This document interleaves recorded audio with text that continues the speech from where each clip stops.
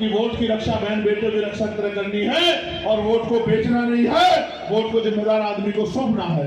ये नारा माननीय काशीराम साहब ने उसी वोट की डकैती के ऊपर दिया था।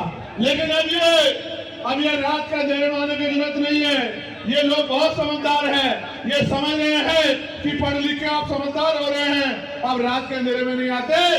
अब तो दिल्ली के बड़े बड़े दफ्तरों में बैठ के मीडिया के सामने घोषणा करते हैं कि हम आपको 2500 रुपए महीना देंगे, हम आपको 3000 रुपए महीना देंगे, हम आपको 2100 रुपए महीना देंगे, हम आपको 500 रुपए का सिलेंडर देंगे, हम आपको साड़ी देंगे, कपड़ा देंगे, मिठाई देंगे, आप हमें वोट दे दो। ये वोट की खरीदारी नहीं है तो अब क्या है, आप मुझे बताओ। ये वोट की खरीदारी है और ये खरीदारी इसलिए है क्योंकि जिस दिन आपने अपनी वोट की शक्ति को समझ लिया और वोट आप अपने बाबा साहब अम्बेडकर के विचार वाले व्यक्ति को देने लगे, उस दिन के बाद आपको किसी दफ्तर में नहीं जाना पड़ेगा। आप पता करा के देखना, मेरी लोकसभा में अभी एक गांव में कीचड़ हो रहा था अध्यक्ष जी, कीचड़ हो रहा था। बच्चों ने मुझे मैसेज किया कि सांसद जी हम स्कूल जाते हैं, बाबा साहब ने कहा था कि शिक्षा श्रेणी का वो दूध जो पिएगा दहाड़ेगा।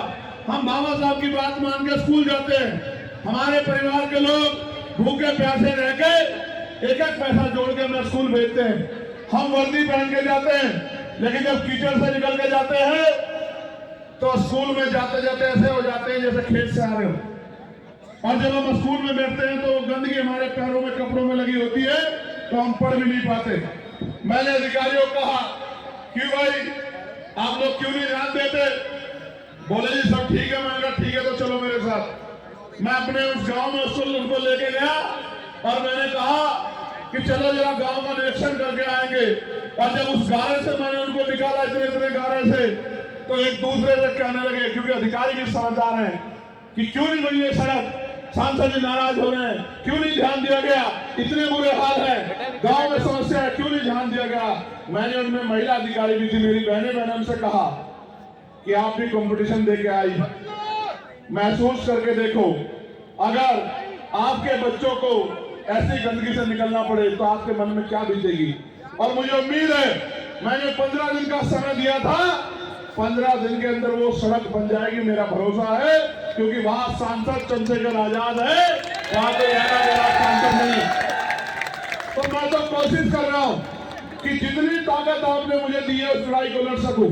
और मैं आपको विश्वास दिला कहता हूं कि अगर आपने इस गोकलपुरी विधानसभा में अब तक तो आपने जिसको चाहे मौका दिया, लेकिन इस बार आपने अगर भाई अरविंद जी को मौका दिया और 5 तारीख को केतली का बटन दबा दिया, और मेरी बात को याद रखना कि जिस दिन परिणाम आएगा और आपके आशीर्वाद से अरविंद भाई एमएलए बन गए, तो याद रखना किसी दफ्तर के बाहर जाके लाइन लगाने की जरूरत आपको नहीं पड़ेगी। इस बात का मैं आपको विश्वास दिलाता हूँ।